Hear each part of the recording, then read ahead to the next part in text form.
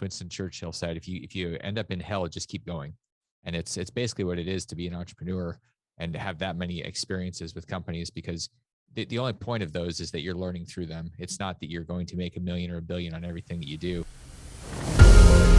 Welcome to the Foundry, where leaders are forged daily. I'm your host, George Roberts.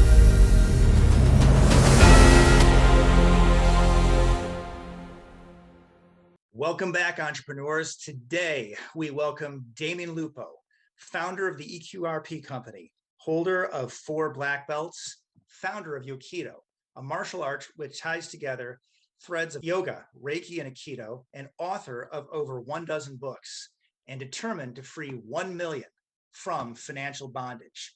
Welcome, Damion. Hey, George, it's good to be with you, man. Thanks for having me. Absolutely. And before we get into the eQRP, which I think is what everybody is excited for as the main event, you are a serial entrepreneur, and I understand that you've started over 50 businesses. So can you give us some highlights and some lessons learned? You made me sound or feel like Conor McGregor for a second. Like the main event is this thing. And I was like, wow, that's like what happens with Conor at UFC at 11 o'clock Eastern. But anyways, yeah, I mean, the background. So much like Conor, you just spend a lot of time bleeding and stubbing your toe when you do something like I did, which is found more than 50 companies and build those things. And a lot of those crash and burn. It's like going to a fight. You end up, a lot of those are losses because that's how you learn. You bleed, you stub your toes, and that's what I was called to do. Anybody that's ever gone to a place of big success or big accolades where people know you has gone through probably a bit of hell and kept going. I think that's somebody famous, Winston Churchill, said, if you end up in hell, just keep going. And it's basically what it is to be an entrepreneur and to have that many experiences with companies, because the only point of those is that you're learning through them. It's not that you're going to make a million or a billion on everything that you do. It's that you truly learn something deep and not the same thing. I think that's one of the biggest lessons, is not learning the same thing. Otherwise, it's Groundhog Day, which is what most people have 20 years later. They have 1 year over and over again. And my job is to find something new, learn from it, grow, and then get to a new place the next go round. Of it. So it's all about the stick-to-itiveness. Yeah. I mean, it's really, I think there's just a lot of joy that can be gained that people miss out on when they're afraid of failing or not getting something right. We're taught that as kids in our system. And unfortunately, whether it's the Olympics or whether it's business, you have to be willing to go through the pain of discovery, which is discovering what you don't know. And in the beginning, we don't know anything, which is funny because when we're young, we think we know more. And now I feel like I know less than I knew 20 years ago, but that's part of the journey. Touche. So let's start with the solo 401k. A lot of people see this as something great. It is a wonderful thing. And it's been described as, the sweet spot if you can get there, right? If the solo 401k works for you. Let's talk about that. And then maybe you can talk about some of the enhancements that you have as the eQRP. Yeah. So what we're talking about tax shelters using the tax code for retirement accounts. And there's something that came out a number of years ago, and it wasn't anything new. The 401ks have been around for 50 years, came out in 1973 with ERISA. And when people started figuring out ways, when laws got changed, it started to become something where you could do a 401k by yourself. You didn't need a big company. And so that was really appealing because you could start putting a lot more money than an IRA, more than say $5,000 or $6,000 a year. And what I started realizing years ago, and I wrote the QRP book that you've read. I wrote it a dozen years or 10 years ago. And what I realized was that there was this huge missing gap that people didn't know about, because with a solo 401k, there's limits. For example, the laws have changed now to where a solo 401k does not allow you to even have a part-time help. You can't have somebody for 10 hours a week that works for you. You're literally stuck being small. And that's a big problem if you're thinking about growing, because you can't do everything yourself. And I know some people think they can. I did for many years. And as an owner and a founder of more than 50 companies, I can tell you, you will always be small if you try to do it by yourself, even with the idea of contractors. And there's something valuable to building a team internally. And so a solo versus an eQRP, one of the great things is with an eQRP, everybody gets control of all their assets, meaning you can actually invest in real estate, crypto, gold, and you can have everybody involved, meaning your employees, your team members, part-time, full-time. And so that's a major shift and in how they're built and what it is. It's not just as some of the characters out there would say, oh, it's a fancy, snappy marketing term. It's really not. It's a different product. Fair enough to say, and I think that there's at least two ways that you have improved it. The one would be the trust documents. Now, help me understand. Now, solo 401k, that is a non-ERISA QRP, correct? Yeah. So, and for those of you that don't know what ERISA is, it was the Employee Retirement Security Act back in the 70s that created IRAs, 401ks. It was shifting the burden from companies to basically fund pensions over to the employees, and it's what created all these things to take the burden off the companies, put them on the people. And so yeah, when this was set up, ERISA made 401ks and pensions bulletproof.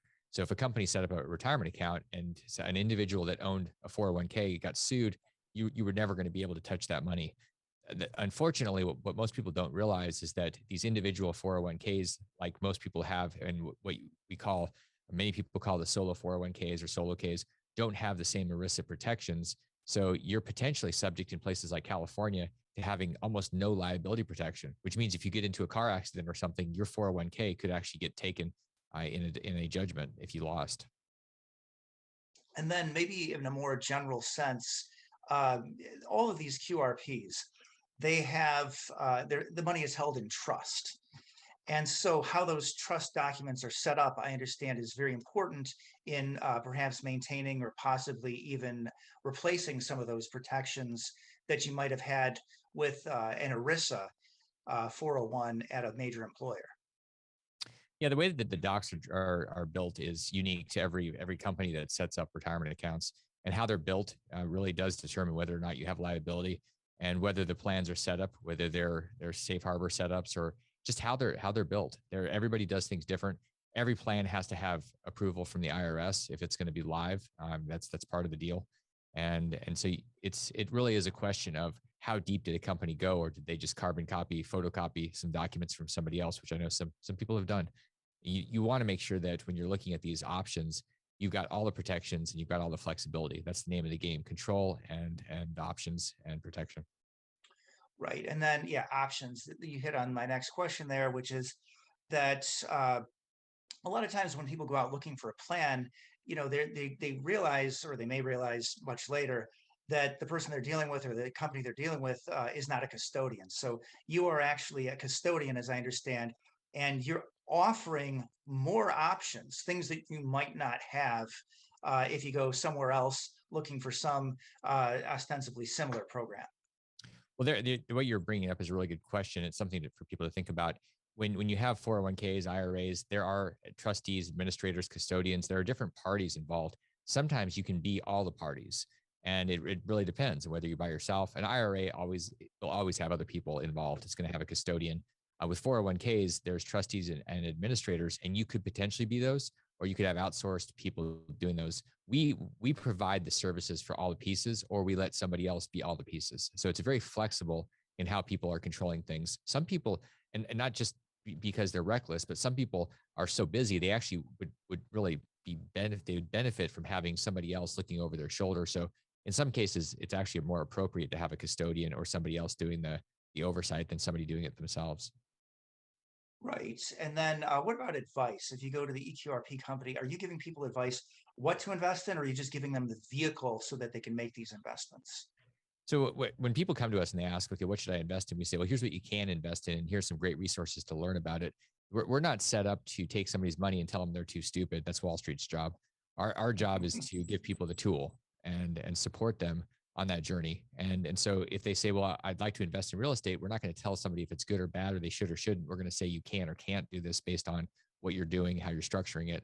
And ultimately it's an education company. So we give people the tools, we educate them, but we're not taking control of the whole point is giving people control and breaking their shackles, not just giving them a new pair of handcuffs.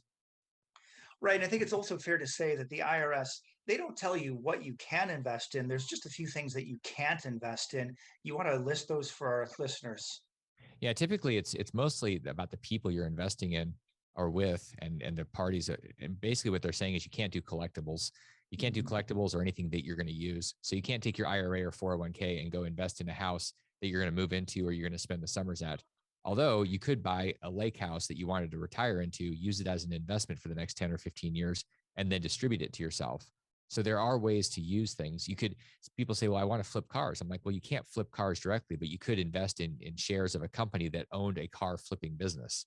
So there are ways to do it. And this is where strategizing with a company, and we do a lot of strategy, really figuring out how to set things up, because I think it's very easy. It's like what a lot of attorneys do. They know how to say no because it's the fastest way to keep everybody out of trouble. Just don't do anything. Nothing bad will happen. And we do the opposite. We actually ask, well, how might we be able to do this, and figure out if there's a way to stay in compliance with what the client wants to do. I love it. And then how about let's bring up 1031 exchanges. That's one of the great ways that people avoid taxes. Now, is that even necessary if you got an eQRP? Well, the great thing about the eQRP is that 1031s become a very moot point. They're totally irrelevant. And the 1031 is relevant if you're buying real estate and you're going to sell real estate and then buy some other real estate, and you're going to do it within that 6-month period. The problem is if you say, well, I actually don't know what I'm going to buy, or it might take a year, then you either force yourself to do something or you pay taxes, meaning you force yourself to buy a bad deal. And I saw a lot of people doing this with houses that I owned back in 2004 and 5.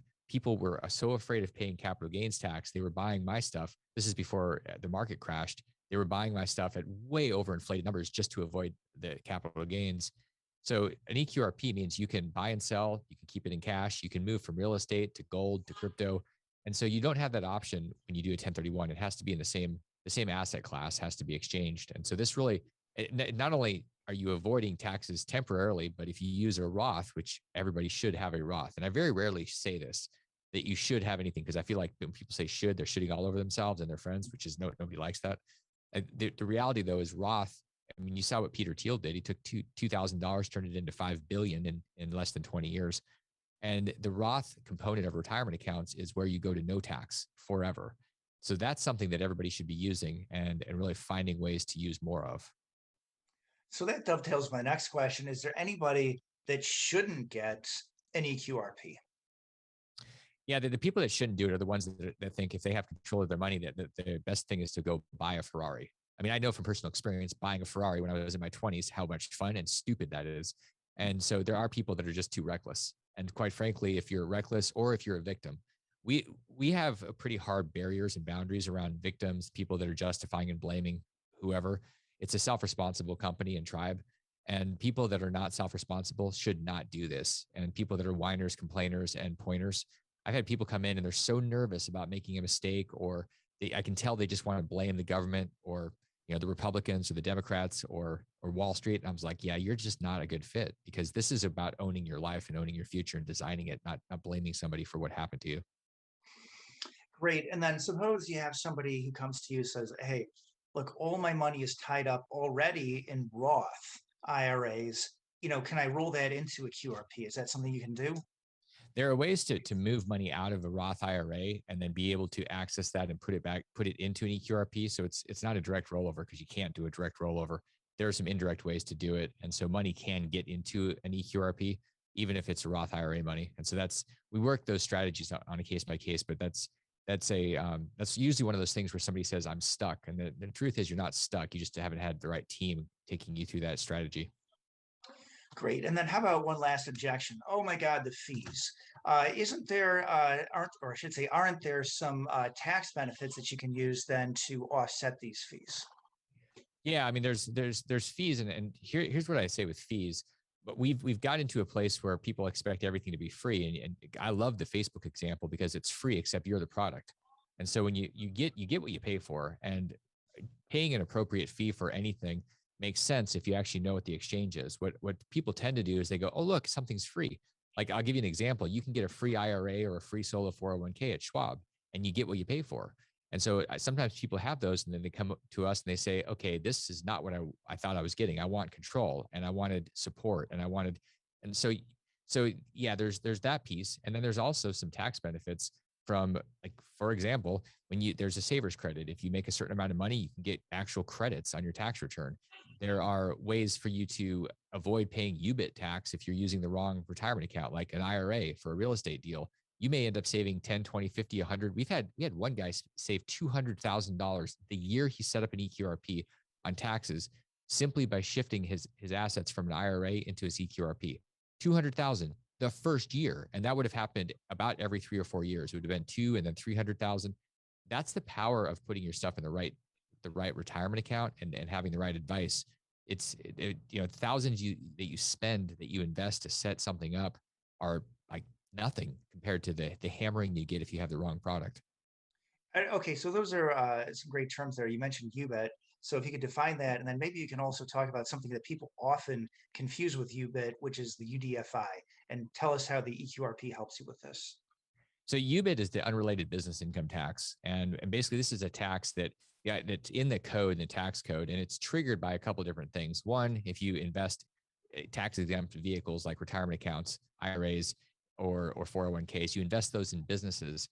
And basically what the IRS is saying is, hey, if you've got a tax exempt vehicle, we've got to find a way to level the playing field, because this isn't really fair for some Joe Blow that's going to go start up a business. So it's a 37% tax on most of the profits. That's one thing that applies to everybody.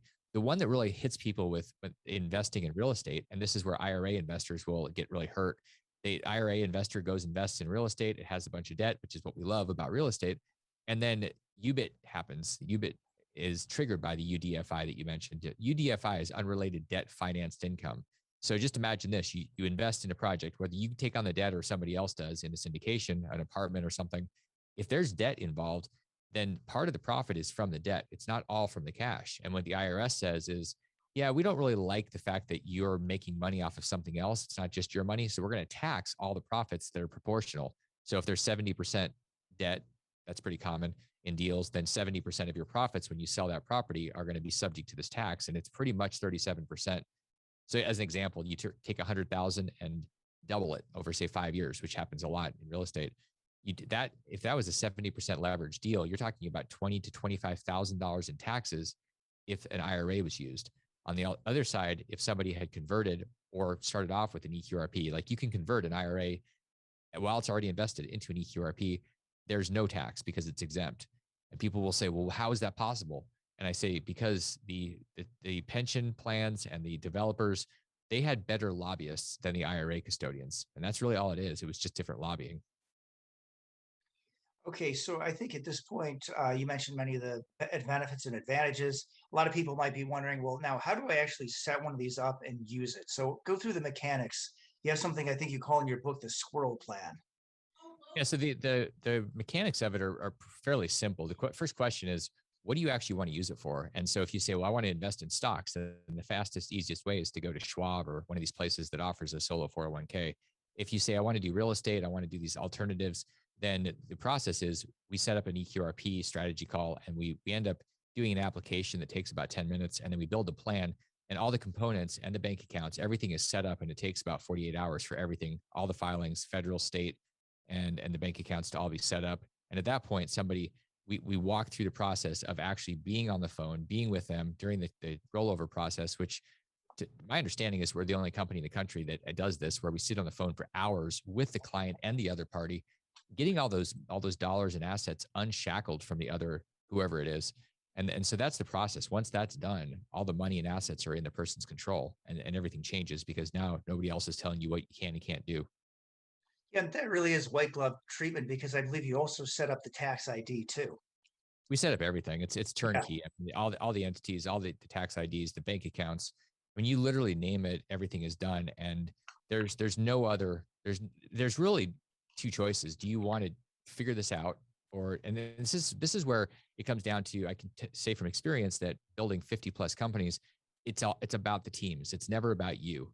And you want to have world-class teams. If you think you're going to be the butcher, the baker, the candlestick maker, the attorney, the accountant, and everything else, then you're really screwing yourself. You're never going to grow because you don't have enough time to learn all these things. And quite frankly, you're never going to be as great as you could hire if you just went and found the right people to hire. And that's the whole point, leveraging other people's expertise and then growing bigger together. Awesome. And so I think at one point you might have mentioned the honey badger. If not, let's bring it up now. So this is the badger tribe. Some people may not know the story of the honey badger. So can you draw the colorful story? What exactly does the honey badger do? Well, the honey badger does whatever the hell it wants to do. The honey badger is the most fearless animal on the planet. And if you want to watch one of the funniest videos on YouTube or anywhere else on the internet, just watch the honey badger video. I happen to like this animal just because it's funny. It makes me laugh every time I watch it. And it's because it's truly committed, relentless, fearless, and determined, decisive to do what it's going to do. That's who our people are, our tribe, our people, our crew, the team that's here. And the people that say, I want to be a part of this are the ones that are truly the honey badger. And so and in the book, I talk about the honey badger plan. And really, this is where you're growing. And the eQRP is the only one of its kind where you're able to grow and continue to have your eQRP in control as you have part-time, full-time people. And everybody gets to be a honey badger together. And it's really different when you're around people that are truly self-responsible honey badgers versus a bunch of victim squirrels that are just by themselves. I mean, it's a different world. And once you go there, you're never going to go back. All right, awesome. So then, speaking about entrepreneurs and such, why don't you give us some entrepreneurial advice, like maybe advice for your younger self? My younger self, I mean, it's funny because I'm bald right now. I'm not even gray. Well, I guess I'm gray on my goatee, but I look back and I say, self that are young, that thinks you know everything, make sure you keep that bald or grayer person around you that is giving you honest feedback. Make sure you're paying that person a very large amount of pain money. And why do you do that? Because you'll pay attention to things you pay for. And the other one is make sure you pay attention to your numbers, which means have somebody else do your numbers. Two mistakes that I made and two mistakes I see almost everybody make is one, they're moving fast. They're trying to not die because they're like, I need to sell something. I need to find a deal. So they don't keep track of their money. So they don't really know what's going on. And the other one is, especially when people start making money and they get successful, they think, oh, I'm so smart, which I can tell you from experience is a great way to get melted down and crushed and smashed. I mean, I made tens of millions of dollars, took $20 million, turned it into -5 in 12 months. So I know what it's like to feel like you're invincible and then realize that you're full of, you look like Swiss cheese after you get shot down by the market.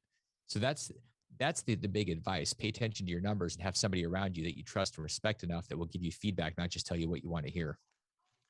Hey, why don't you send us out with your take on making mistakes? The mistakes are the only way that you grow. And there's really two things you can be doing. You can be growing or dying. And so what most of us are trained to do is to tiptoe safely to death's door, no mistakes, no blood, no bruises. And then we look back and we say, damn it, there were so many things in my life. And I learned that was a very personal experience for me to learn that lesson, because when I was about 7 years ago, I was with my father before he passed away.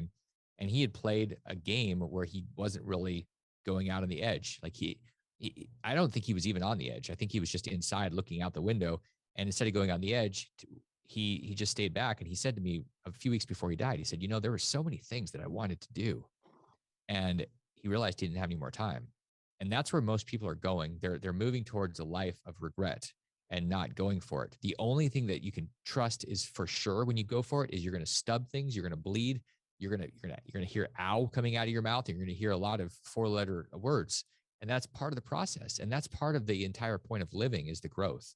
Because if you're not growing, you're dying. And that's the whole gift in mistakes. And people think that they're somehow bad. No, what's bad is not making mistakes. What's bad is not losing money. That, to me, that's idiotic. And you're really giving up on yourselves. And you are going to have a moment at some point in your life where you look back and go, wow, I just really didn't go for it. And you're not going to be proud of it. I love it. So keep on growing, entrepreneurs. Damion Lupo, I want to thank you for joining us today. And I hope that you all found this content informative and entertaining. Thank you. Thanks so much.